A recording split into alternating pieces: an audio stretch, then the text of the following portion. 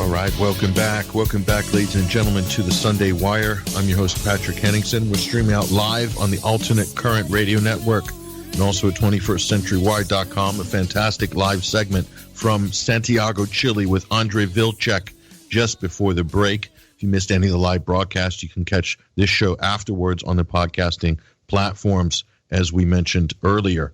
Now, our next guest is an author of note. He is the author of Bombs for Peace, America's, U.S.'s humanitarian war in Yugoslavia. And he is also an international political commentator. There's a link to his book on the show page. His name is George Szamuely. He's joining us on the live link right now to discuss the main tent, the main attraction right now in Washington in terms of the circus. Is the main tent is the impeachment hearings, the Ukraine Gate impeachment hearings. And George is joining us now to help explain what we're looking at here. George, this is I'm speechless. Firstly, I'm speechless because this is happening. But secondly, by what I've witnessed over the last few days on television. And I confess I've wasted an average of 6 hours a day watching these hearings because I find them fascinating in a morbid, macabre sort of way, George. Mm-hmm. But what's your impressions of this event so far? Well, I think you put it very well. It is morbid and macabre. And, you know, if you spend 6 hours a day watching it, you feel like you've spent 6 hours of a day watching TV soaps and sitcoms. You know, you really feel mentally polluted as a result. The case that the Democrats are trying to present against Donald Trump is absurdly weak. They are trying to present, I mean, it's very hard to articulate exactly what the case is, but roughly speaking, the case is that Donald Trump sought to withhold U.S. military assistance from Ukraine in exchange, or unless Ukraine committed itself to investigating Burisma, and in particular its connection with Hunter Biden, who was on the board of Burisma, and obviously Joe Biden. The problem with the entire thesis is, of course, that there's no evidence that Donald Trump ever conditioned military assistance on Ukraine pledging itself to investigating Burisma, and the military assistance was released to Ukraine without Ukraine ever making any public commitment or even any private commitment to investigating Burisma. And so the thesis really is, to an outsider, is just bizarre. What exactly did Trump do that is impeachable? Because the president alone, is responsible for foreign policy. It's entirely within his discretion. If he feels that it's in the national interest that any military assistance to Ukraine be conditioned on Ukraine investigating corruption within its country, then that's the president's prerogative to do so. And in fact, the president would be absolutely right to do so, because the money involved, which is $400 million, is an awful lot of money to give to a very poor country such as Ukraine, and a country that is beset by vast corruption. I mean, so what would stop these corrupt authorities in Ukraine from getting its hands on the $400 million and immediately parceling it out among themselves, or dispatching it to some of those fascist Azov battalions? There's no guarantee.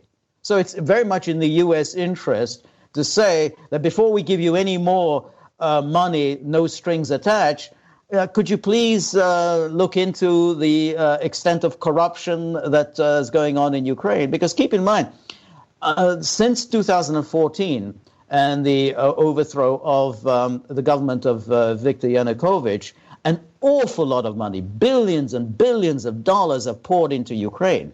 money from the European Union, money from the IMF, money from the United States.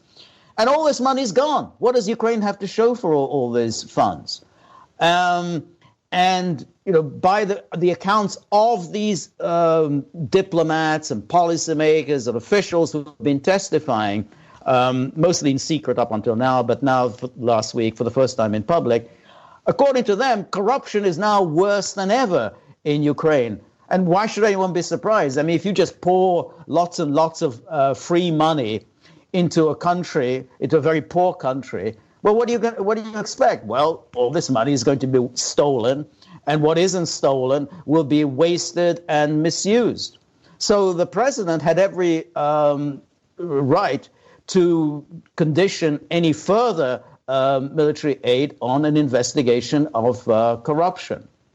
So that's why the Democrats' thesis, what they're trying to achieve, is baffling. I mean, if you try to explain this to anyone who's on the outside, they would not understand what they're accusing Trump of.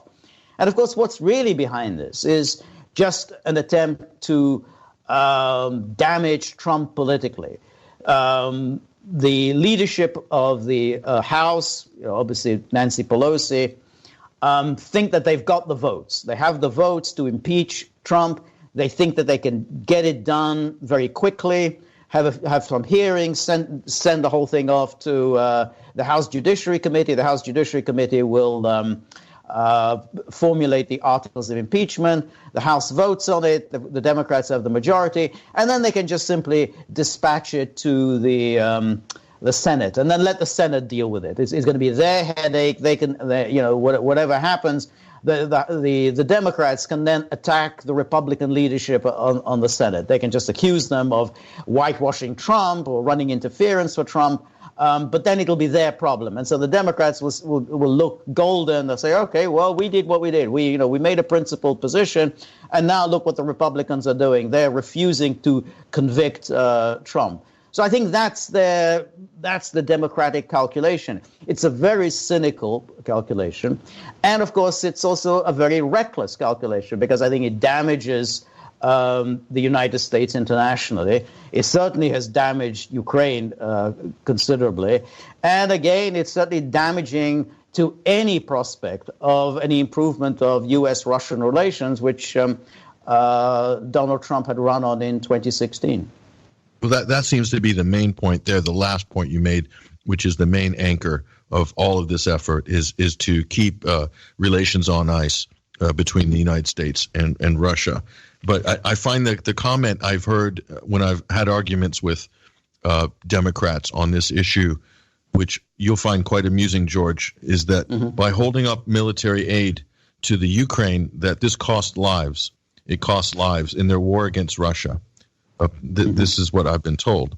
And so he's put lives at risk. And this is what congressmen have said as well, including Adam Schiff. And this is a country, as you said, George, it's the top of the league tables on the International Corruption Index. If Trump's going to be impeached for anything, it would be for giving arms to this to this government after the war crimes that they have most clearly committed. Yes. So yeah.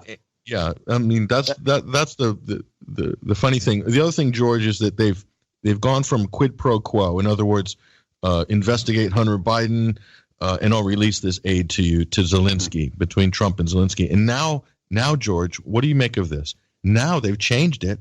It's now bribery.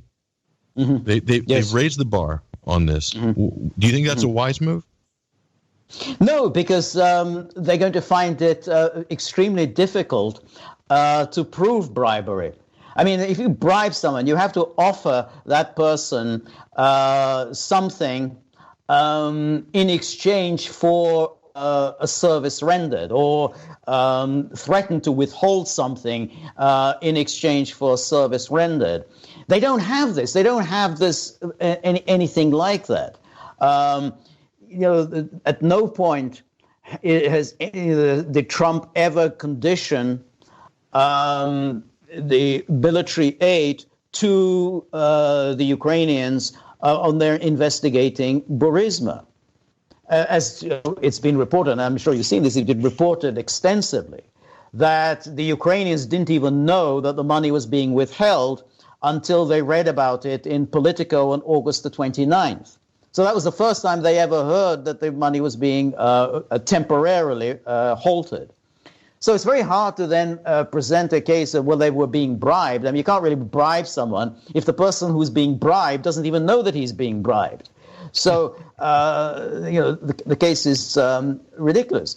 But if Trump had actually issued that publicly and said, we will withhold aid until I can see some evidence that Ukraine is serious about cracking down on corruption, until I see some evidence that you've put some institutions in place to investigate not only Burisma, but everything else that's been going on in Ukraine for years and years. And until that happens, we're not going to give you another cent. Then Trump would be, entirely within his rights. He would be acting in the American national interest. He would be implementing the program that he had run on in 2016. I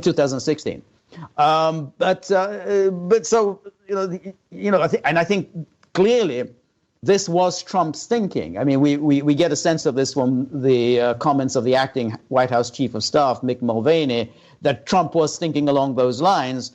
Why are we giving them all this military assistance? We know what a corrupt place it is. I mean, this money will all be stolen. None of it is going to find itself anywhere. And I think Trump sensibly realizes what none of these bureaucrats, diplomats, military types who have been testifying want to acknowledge, that for Ukraine to continue fighting this war in the Donbass, it's just suicidal, and it's and that it's crazy to do so. And for the United States to continue fueling this by providing money, providing military aid, it's helping no one. It's not helping Kiev, certainly not helping the people in the Donbass, and it's certainly not helping any possible improvement in U.S.-Russian relations, which is at a all-time low right now, probably worse than any time in the Cold War. So I think Trump's instincts were that, well, what's the U.S. interest in just simply handing over the $400 million, no questions asked? Yeah, exactly. Now, by the way, you're right, George. You're right. That is the reason this, again, back to the original point here, the reason this is happening and the reason they don't want those relations to improve, they don't want the Donbass to improve, is because as soon as the Minsk Accords are implemented, then the EU is obliged to drop sanctions against Russia, economic sanctions. Yes. That's a big thing. And then the U.S. is on its own. And believe me, Germany would like nothing better than to have an open trading channel with Russia, as would Russia. So then the game's over at that point. Yes. Yeah, that's exactly right. You've hit the nail on the head. That is the last thing that U.S. policymakers want. They want to keep this war going for as long as possible, and that's why Zelensky was suspicious of U.S. officialdoms and their attitude toward him. And he clearly didn't like Marsha Yovanovitch, and he expressed this dislike for her in that famous July 25th telephone call with Trump, because he said, I think she was on Poroshenko's side. Because these people, they don't want Zelensky to pursue any kind of reconciliation with Russia. They want this war to continue. Now, of course, U.S. officials pretend that they're really strongly behind Zelensky and that he's this great young man who really wants to crack down on corruption and rebuild Ukraine, and, we're all 100% behind him. That wasn't their attitude. They didn't want this. And in fact, if you look at the testimony of some of these U.S. officials, they were against Zelensky actually meeting Trump. They wanted to stop this, like people like Fiona Hill. She said she didn't want Zelensky to meet Trump. Again, they're pretending now that they wanted this all along, and it was Trump who was reluctant to meet him. They didn't want Zelensky to meet Trump because they suspected that Trump would probably encourage Zelensky to seek reconciliation and to end the war in the Donbass. And Zelensky might say, I think I'll do that. because that was really the basis of Zelensky's mandate. I mean, he won more than 70% of the popular vote, an extraordinary victory. And the program was that the war has to come to an end, that these 5 years of Poroshenko has been a catastrophe for Ukraine. This war is an absolute catastrophe, and that the only sensible policy is to bring this to an end. And that's the last thing that U.S. policymakers like Fiona Hill, like John Bolton, like Ambassador Bill Taylor, the whole bunch of them who have been testifying. That's it. And Yovanovitch herself, of course, they don't want to see that. They want this war to go on ad infinitum. Let's talk about some of these witnesses that helped to kick off these whole entire proceedings, starting with the whistleblower, whose name is already out in public. It's been out in public since the beginning of October. Eric CIA Ramella. Yep. So there's no secret there, but he's not allowed to testify according to Adam Schiff, and he kickstarted these whole proceedings. Then you have the experts. I love the experts, George. The Russia experts, Fiona Hill. And I listened to Dr. Fiona Hill. She's always doctor. She has a PhD. Good for her. But why does she get to be always Dr. Hill? Just hysterical rantings about the KGB and everything else, and then we'll get to the ambassadors, Ambassador Taylor, and so forth. So these are all the experts, and as you rightly pointed out, George, before, their job is to execute CIA policy in Ukraine's deep state policy, national security, permanent state policy, which is bad relations with Russia. Don't implement Minsk, keep the sanctions on. That's your job. Get in there, get it done, basically, by hook or crook. So Trump's come in trying to do something. Zelensky's trying to do something, and they're being stopped and blocked by basically the Obama holdouts and the permanent state. That's the way I'm seeing it. So let's look at Marie Yovanovitch. Okay, listen to this clip. And this is the congressman from Texas, Republican, by the way, who is interrogating supposedly Marsha Blackburns, and he's giving us a 45-second history lesson for the Ukraine, which is absolutely extraordinary. Go ahead and listen to this closely. I'll interrupt a couple of times for a very brief comment, and then we'll get back into this. But it's a very short segment. Go ahead and roll this. Now, I'm nervous about what I'm getting ready to do. I want to do a 5-year history of Ukraine in about 45 seconds. And now that you're a professor, you can grade my paper, okay? Valentine's Day 2014, the Ukrainian people get fed up with the Ukrainian president, Yanukovych, and basically overthrow him. He goes on the run. This was the revolution of dignity. Who was the acting president during that time when Yanukovych went out? I think it was... Turchinov, is that how you say it? Turchinov, thank you for helping me. Turchinov, okay, excellent. Okay, right there, stop right there. Okay, George, right off the bat, I'm questioning her competence as an ambassador of the United States of America in Kiev. I am really questioning it right off the bat right there. I mean, okay, but there's more. I want you to hear the rest. Go ahead and roll this. Then in March of 2014, that is when we saw little green men coming into Ukraine, and ultimately the Russians invade the Ukraine and not only try to annex Crimea, but also they invade the entire country in the eastern Donbass as well. Yes.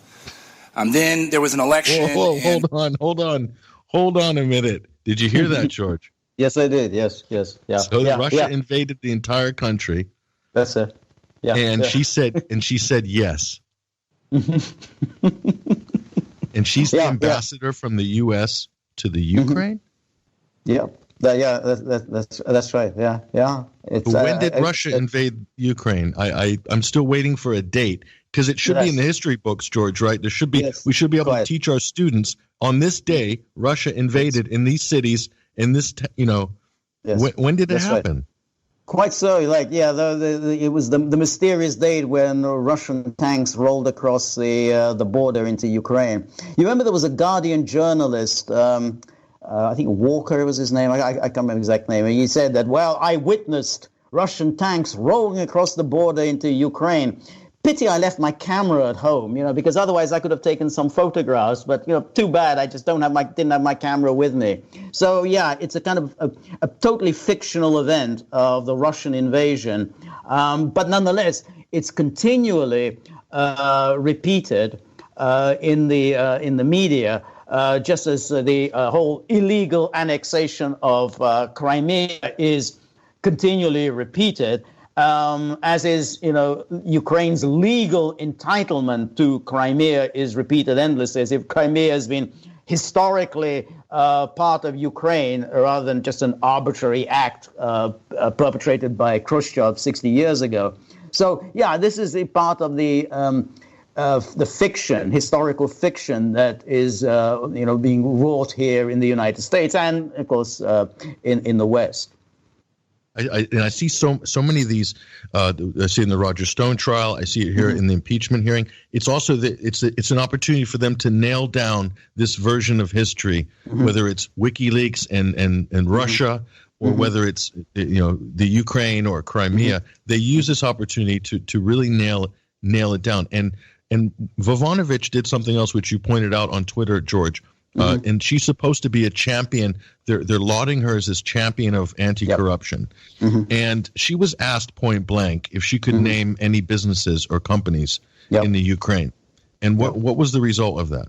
And the result is she couldn't. I mean, she was repeatedly asked by Representative Zeldin, what companies and individuals were you urging the Ukrainian prosecuting authorities to investigate? And she couldn't name any. And then he asked her, well, how many are we talking about? I mean, was it 5, 50, 500, 1,000? How many? Well, I don't really know. I mean, it's I don't deal with it directly myself. There are people on my staff who do it. So, the whole story that she was a fighter against corruption, there's no evidence for it. But again, the ridiculous, obsequious media just bought into the story that she was a valiant fighter against corruption.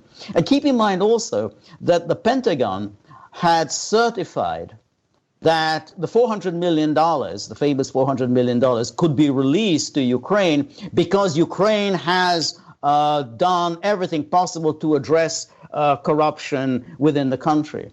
So on the one hand, you have these officials who all come along and testify to Schiff's committee, oh, God, corruption is just endemic. It's terrible. We're doing our best to fight against it, but it's heavy going against corruption. That's why Zelensky won this huge mandate. The Ukrainians are tired of corruption. They want some young man to fight against it. So if corruption is so bad, how could you certify that Ukraine has done everything that it possibly can to fight corruption, send the money over right away? So, it's a fraud. They never did anything about it.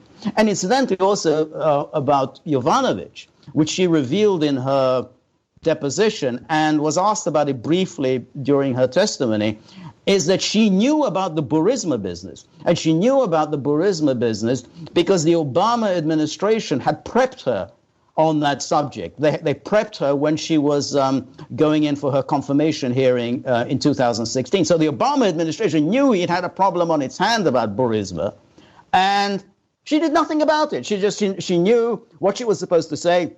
They gave her a line. If you're asked about Burisma, tell them to refer all questions to Vice President Biden's office. That's what they told her. Tell Congress that. Refer all questions to Vice President Biden's office. And then, once she becomes ambassador, she doesn't do a damn thing about Burisma. A remarkably incurious person. Don't you think that there might be something interesting going on here? There's something that affects the United States, corruption and so on? Nope. She didn't look into it for one bit. And they furthered the narrative that prosecutor General Victor Shulkin was corrupt and so forth, when in fact he was investigating Burisma and the corrupt oligarchs there. And he had a little war going with Poroshenko, and then Poroshenko changed his mind. There's a whole story behind that. Okay, but it's it just shows we're not picking on Marsha Blackburns. We're just showing the ineptitude of most of these U.S. policy operatives, and the fact that they're just running cover for a deeper agenda, which I think we've outlined pretty well here. But listen to this. This is the ultimate. This is the ultimate. Now, there's a few epic takedowns of George Kent by Elisa Stefanik, the Republican congressman from New York. Yes. But listen to this. This is Chris Stewart from Utah, Republican congressman from Utah, and he is talking to Masha Vavanovich here, and he lays it down very simple. And this, I was very impressed with this. I have to say, listen to this. He questions her on the basis of this whole affair, and basically, I think this is a slam dunk, if there was ever a slam dunk. Listen to this. Thank you, Mr. Chairman, and others. And Ambassador, thank you for being with us here today.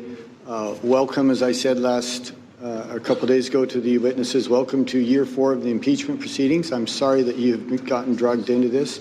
For 3 years, we've heard these outrageous and frankly unbelievable accusations regarding Russian collusion, accusations that we now know are absolute nonsense.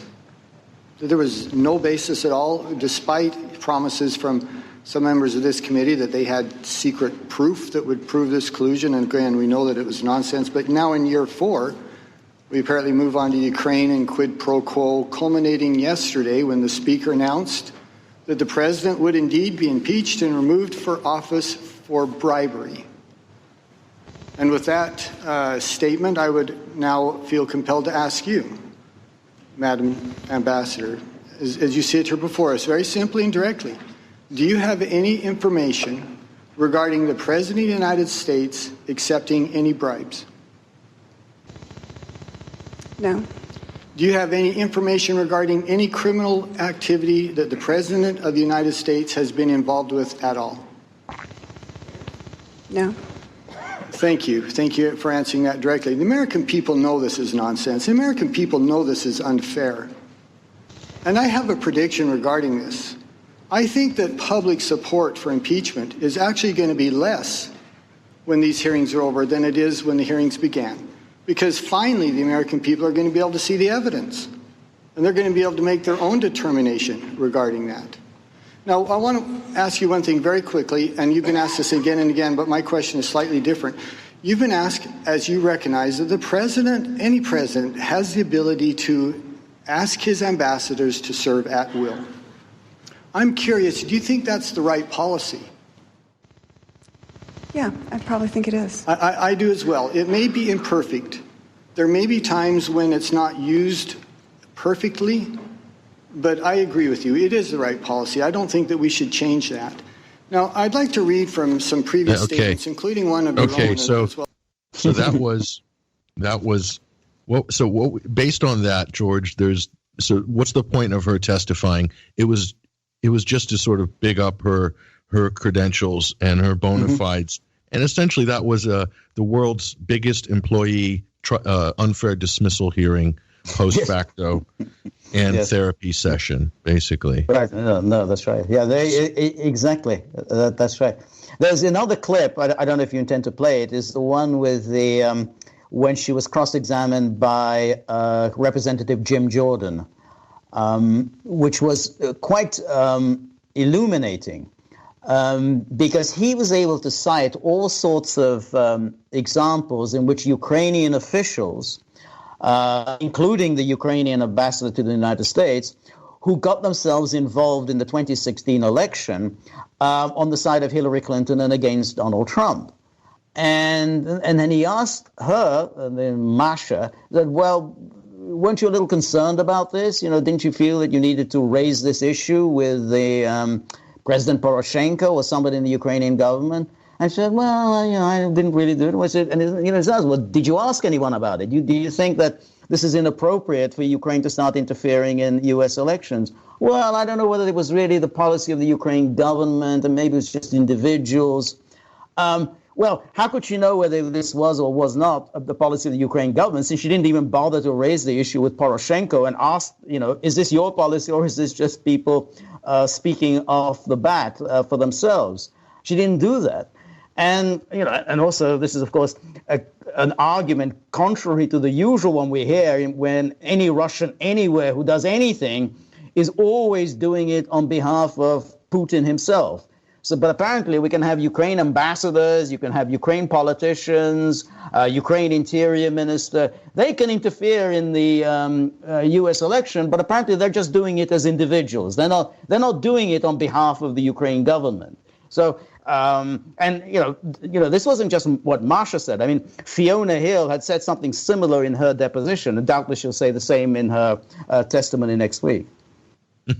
So, those are all pretty strong points you've made there, George. And I think the evidence kind of speaks for itself here. But unfortunately, I think you're right. This will be wrapped up in Stalinist fashion by Adam Schiff nicely, and it will be exported to the other chamber of government in the U.S. And then what's going to happen, George, is that Democrats will all stand around, even when Congress probably it'll die in the Senate, and they'll all say, but Congress ruled that the president is guilty of bribery, and that will be sort of that's good enough for the historic record, right there. Yes, and just like the Mueller probe, that Paul Manafort's in jail, people they'll holding him up as the sort of trophy that Russian collusion exists because Manafort's in jail and George Papadopoulos did 14 days. And so it must be true. So this is where we're at. We're in a totally polarized position. I don't know where it's going to end, George, but I think hopefully we'll have more to talk about on this, I'm sure. Yeah, I'm sure we will, yes. In the very near future. So we might do a post-mortem on this. We might maybe get you back for this. I really enjoyed this analysis, George. George Szamuely, ladies and gentlemen. I enjoyed it. Thank you.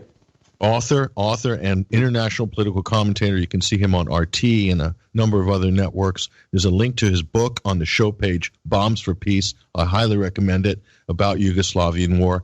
And hopefully we'll speak to you again. Thank you so much, George. Thank you. Hope so, too. There he goes, ladies and gentlemen. That's George Szamuely, author and political commentator. We're going to take a short break, and we're going to go for a final segment of Overdrive with Basil Valentine, our roving correspondent for culture and sport. We're going to talk about Prince Andrew's interview on the BBC, but also about the UK elections is getting more bizarre.